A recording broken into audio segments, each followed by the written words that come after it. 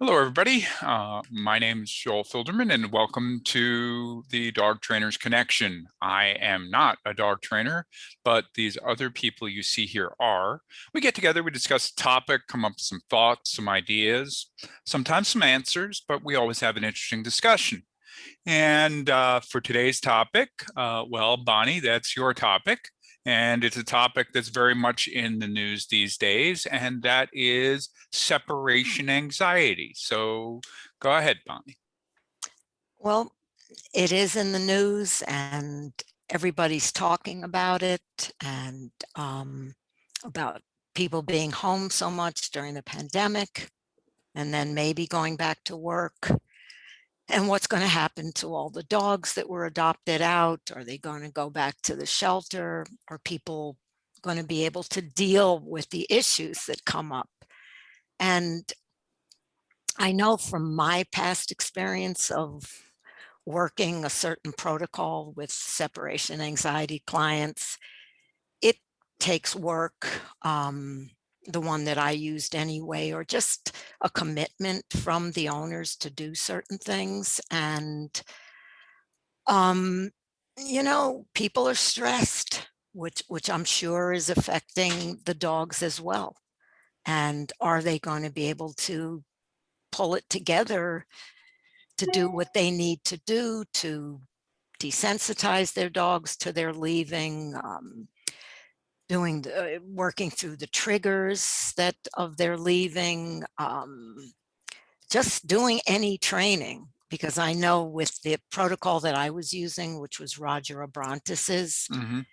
there were, if you excuse me a minute, I want to pick up the book that I just dropped, which is his book, because I just wanted to read something real quick from it.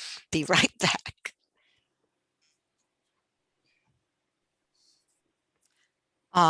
It's Roger Abrantes,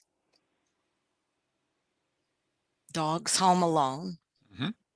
and it's been out for a long time. And I was lucky, a dog trainer in Manhattan walked me through the protocol and guided me and kind of mentored me in using his protocol. And his protocol is basically contact exercises, which is all done under the guise of learn to earn, and nothing in life is free. Mm-hmm. And he gives exercises like sit down, stand, come, those kind of exercises, contact with the owner, and when the owner decides to do them. And he has a protocol for how many times a day to do them. Searching exercises, finding food on the floor, using their scent, searching for food, games, problem solving games, and then the bed exercise, which is the place where he wants the Mm-hmm. dog to go to for comfort when the people leave. And then the direct desensitizing exercises to the leaving. And what I found was that many of the dogs, even if the people got to go out for a half an hour and come back, they were happy with that. And then some dogs, just getting on the bed and the owner doing some training with them, and not Engaging them. exactly, and not everything is free. Just okay, you come over, you get it, you don't have to do anything. Sometimes that healed the problem. And so, but I was just wondering, is that kind of protocol nowadays with what people are going through a solution? And so I haven't had any clients lately that I've worked with that issues, since the pandemic. So I really would like, you, Jeff, and you, Steve, to throw in your ideas about what do you do with your clients, or what do you suggest given how people are nowadays, and if you've seen any success with what you're doing, or just your ideas about working separation anxiety and the topic itself. Uh, Ay, ay, Yeah. ay. Well, oh, yeah, You yeah, know, it's I right with mean, separation anxiety. yeah, I can't. I mean, I would say every single trainer that I've ever talked to about separation anxiety, we all agree it is one of the single most challenging behaviors to modify. Now, some of the things you were talking about, Bonnie, is more of like proactive prevention to avoid separation anxiety. It sounded like, I don't know who wrote this book or whatever. Um, Well, no, it's directly working on the problem. oh, so it is for It's dogs who already have separation anxiety. yes, Okay, gotcha. yes. So this is, and this topic, obviously, I always wear multiple hats. This one where I have all the hats on at the same time, Right. Yeah. especially my rescue hat and my training hat.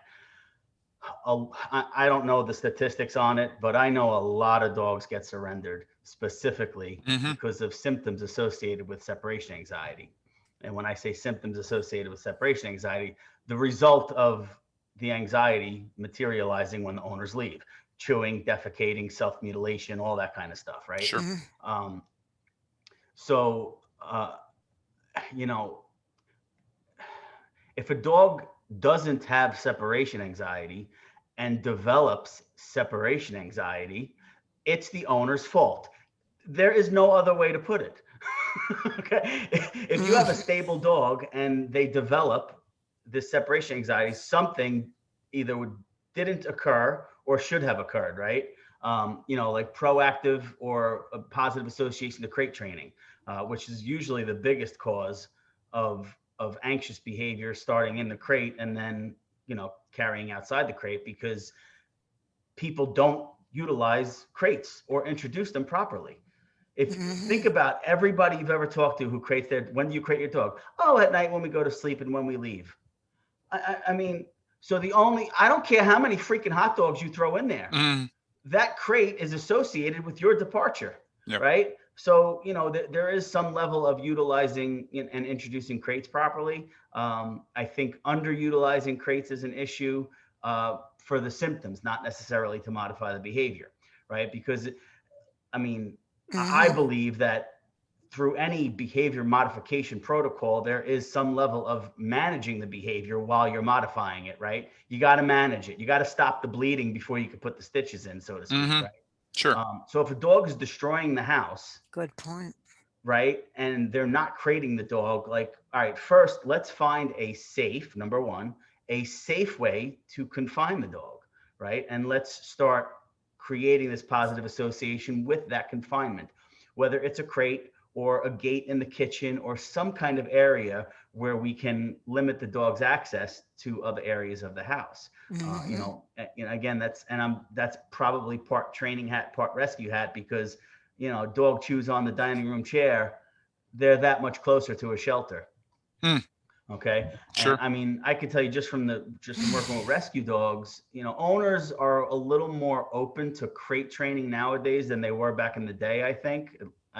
Again, that's just my observation. They seem to be a little more receptive to it. But you still get oh, it's a prison and all this other stuff. And, Right. Mhm.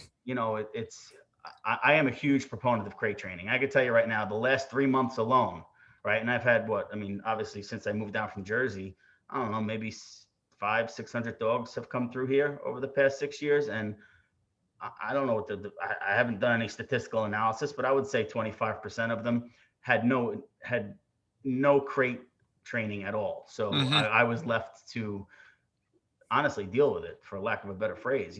Sure. Fortunately, I have secure crates where they can't hurt themselves. I mean, if they chip a tooth, there's nothing I can do about that, but they can't poke themselves and stab themselves. They can't like try to escape and get caught. They're Hmm. they're secure, right? Mhm. But people don't want to embark on those things because I don't know, they say they feel bad, like if a dog is barking in the crate. um, um, Suck it up. You can have the dog bark for 4 or 5 days. They will, if you do it right, they will eventually stop barking as much, as intense, and as long as often throughout the day. And again, those are just symptoms of the separation anxiety. Right. But people have to manage that behavior before they can start modifying it, because Right. a dog that experiences anxiety and does something, right? Chewing, that whatever. Usually it's chewing or marking or something like that, but let's just go with chewing for the sake of conversation. Hmm. I mean, a dog chews and feels better. That's Hmm. literally what happens. They chew and they feel better. Yeah. Right? Why do dogs sit? Right? They sit because when their ass hits the floor, they get a cookie. Hmm. Right? Dogs, and I say it all the time. They don't do anything for no reason. Right. People do. We do stupid shit for no reason.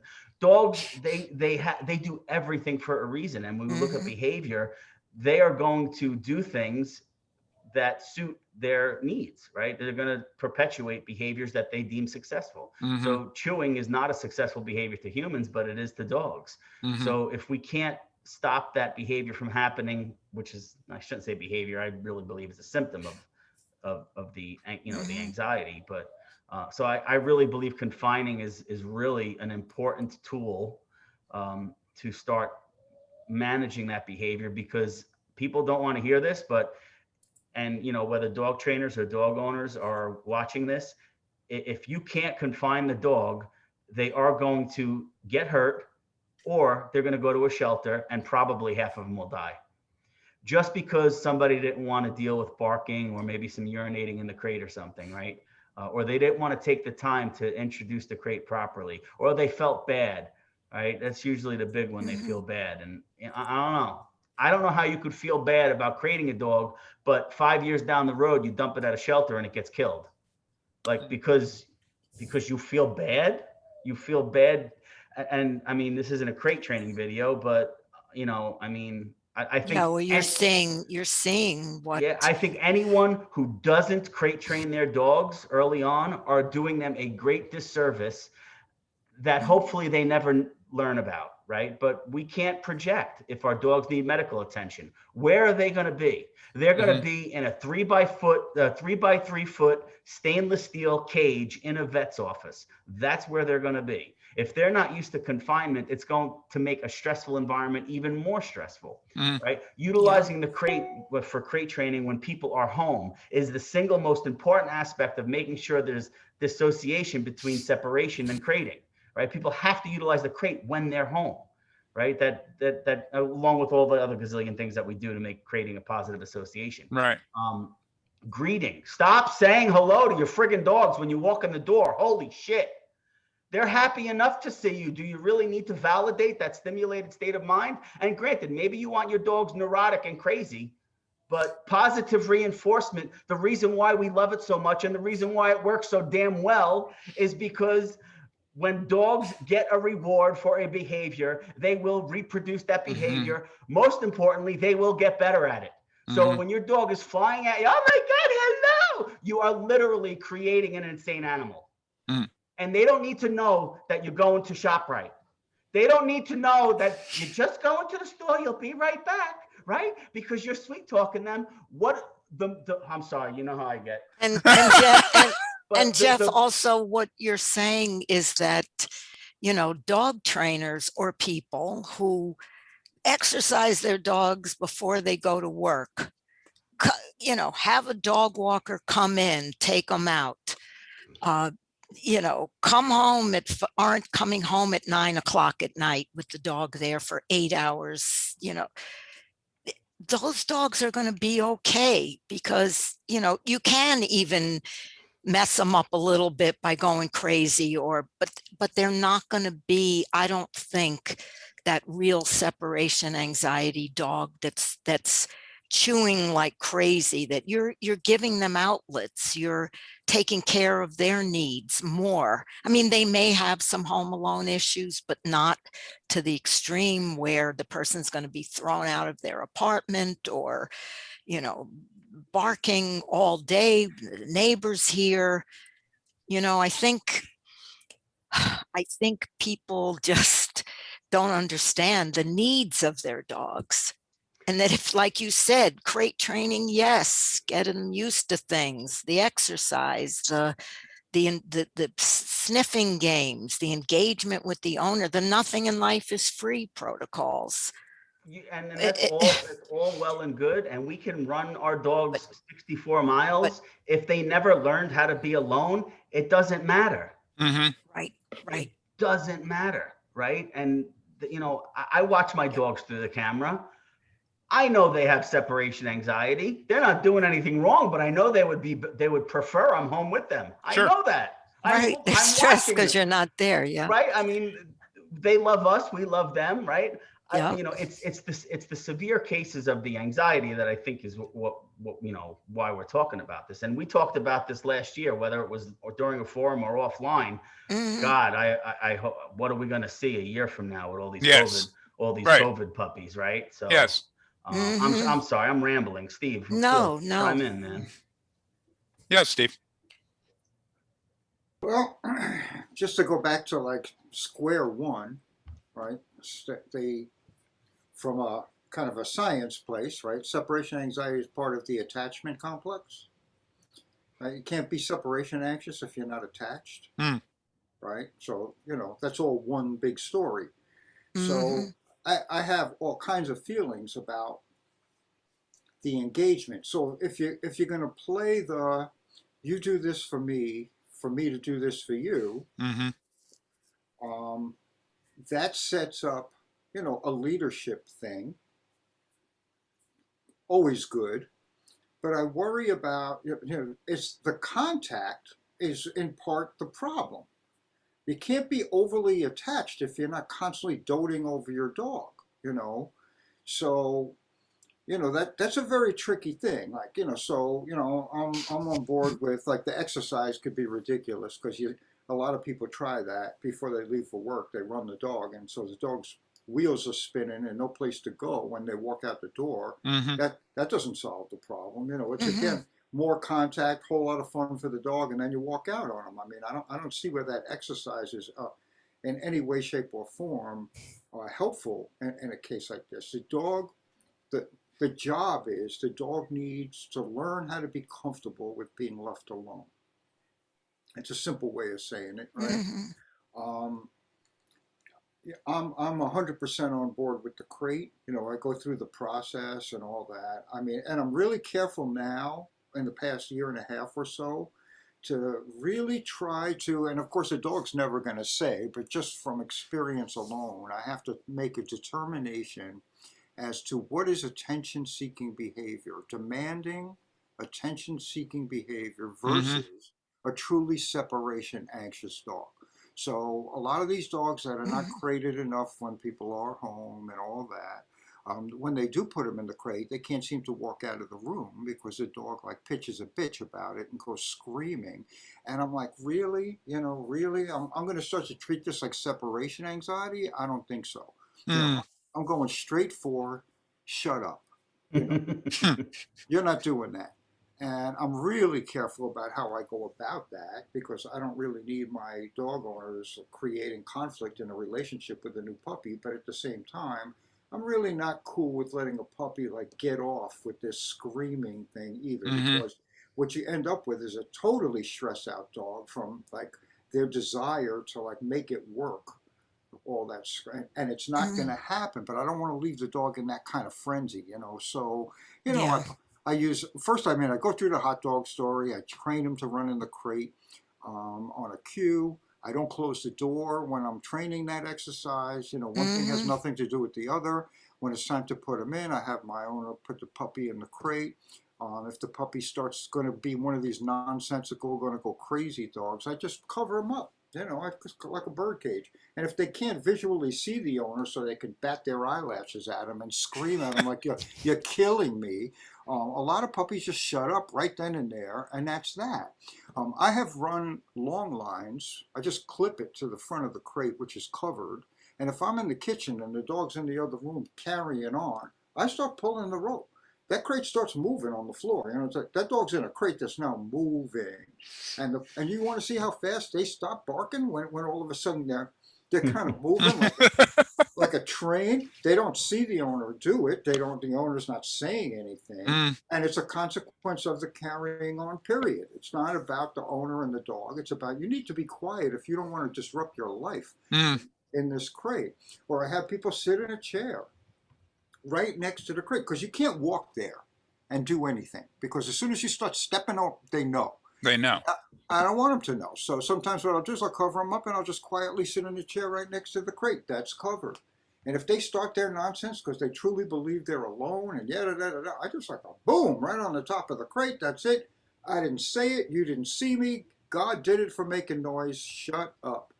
You know? And I got a lot of these, like where the owner on the phone is telling me my dog's separation That's anxious. mean. I need to have a dog not get surrendered, right? That's a big thing. And here's another like stick. I'm learning that these, and I hope somebody can show up and say that I'm wrong about this. I really hope so. But in the meantime, I recently heard that if you're into the no fear thing, they're against using crates. So if you sign up for the no fear thing, Oh, the fear-free program. So a lot of shelters that are buying into that are sending the dogs home. If you even mention the word crate, they might they might stop the adoption. Where is this happening? This is shelter stuff. That shelters buying into the fear-free movement. No, I'm saying, why is the fear-free community putting the kibosh on crate training? That's a good question, and I hope I'm wrong, but that's what I've been hearing. And of course, all that allows. Sorry, Joyce isn't here.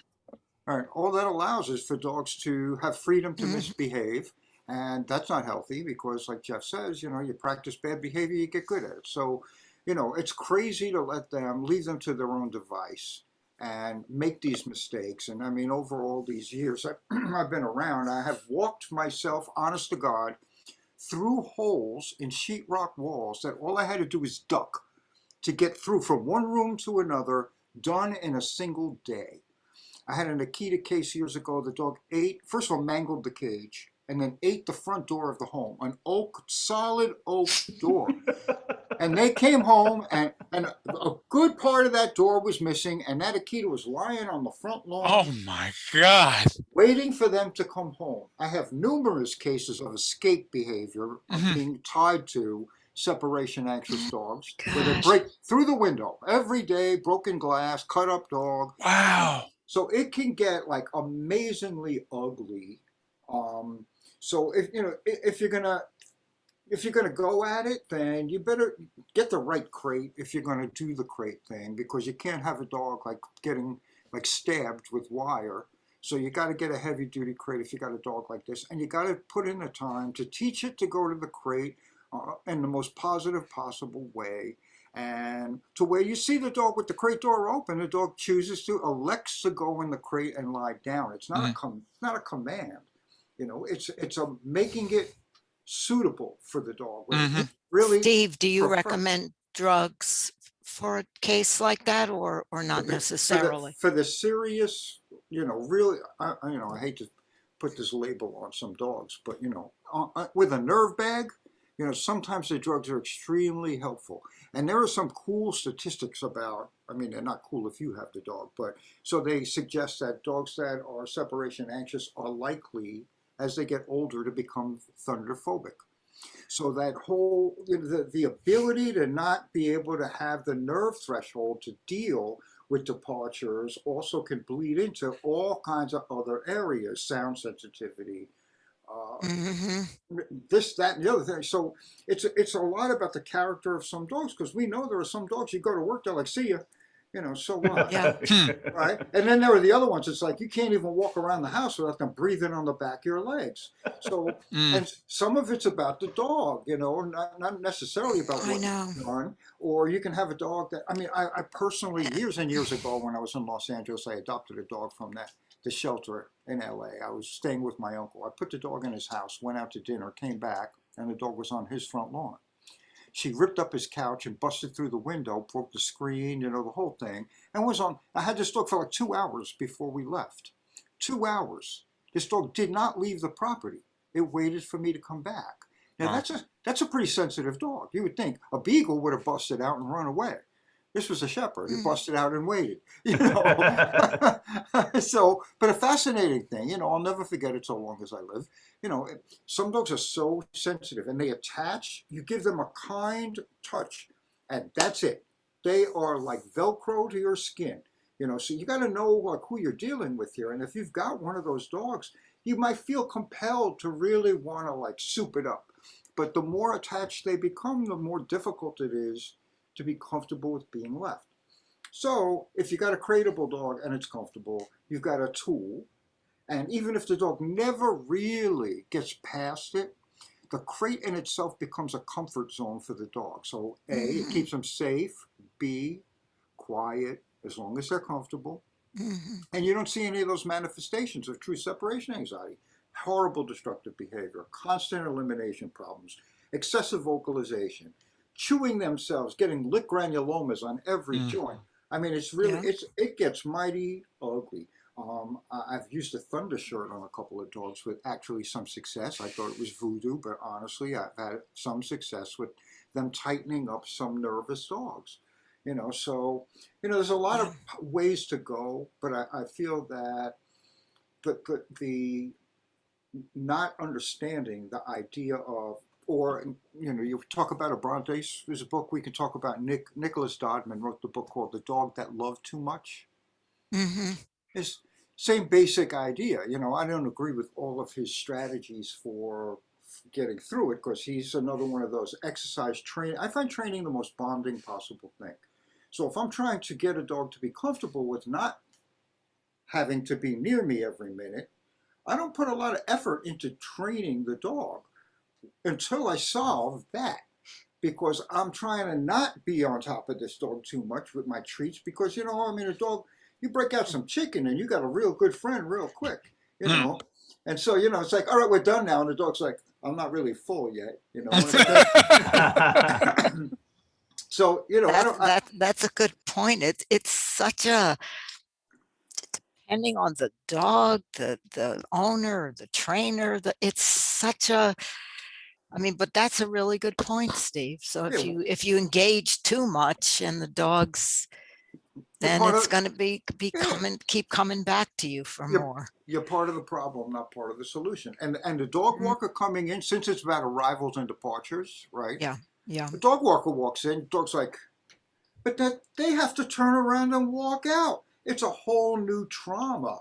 And you're trying to get the dog walk because you're like, oh, I'm at work too many hours and all that. And I usually tell people, like, you better find a daycare for such a dog. For those I don't find the arrivals and departures to be helpful in any way. Well, Steve, the only thing, what I was bringing out too was that if a dog is an okay dog to begin with, and has some, gets out, and it's not a puppy that's left for 8 hours. And then as it grows up, it stands more of a chance to be a balanced dog, because it's getting the right for people that work. You're taking care of it in the morning, somebody comes in, I think there are simple things you can do at the beginning that will prevent all of these home alone issues and separation anxiety. But we don't want to trade.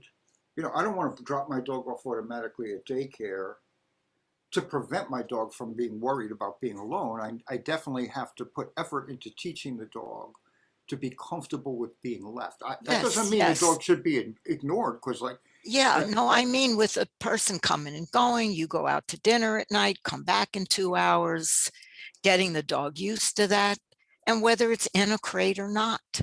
Because I've had dogs that ended up being okay and they weren't in a crate, but. Right. And then you're talking about a lot of triggers too.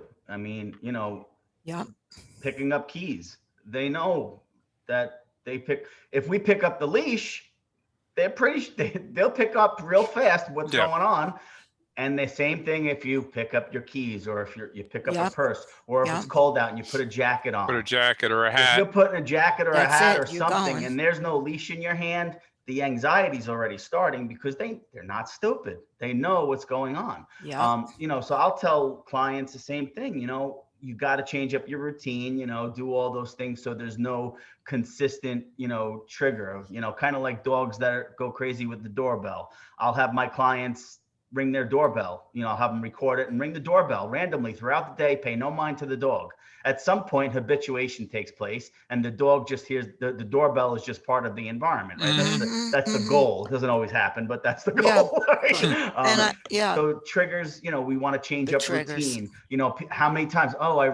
You know, every morning I take the dog out, 6:30, we go running. And then I come back inside, we feed him, I take him out for a few minutes, and then I have to hop in the shower. And that's when I give him his chewy, and then I leave for work. Same thing every time. The anxiety set takes place same day, For every those time, dogs. right? And again, you know, my dogs, I mean, I don't even look at my dogs when I walk in the house, because I got pit bulls. I don't need to help them become stimulated. You know, they're already like, oh, that's all woo. Like, you know, they don't even get eye contact until they settle down, and then I give them a calm hello. And how many dog owners do you know do that? Not many, right? Not until they talk to us and we teach them how they should enter their house, right? How they should leave their house, right? Our voices, our presence is the greatest thing in the world to them, provided we have a good relationship with our dogs. Sure. Yes. That's why I was saying earlier, don't tell them you're going to shop right. You're sweet talking them, and then they're getting excited, potential dopamine coming up, they're feeling great, and then you leave. And they crash just like a drug addict crashes. And when that crash occurs, they don't have any coping skills, so they're going to act like animals. You know? I think that's a good place to leave it.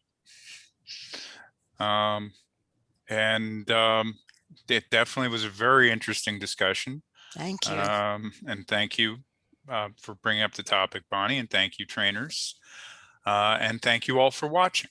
And don't forget to like this video, follow us on Facebook, and we will see you next time.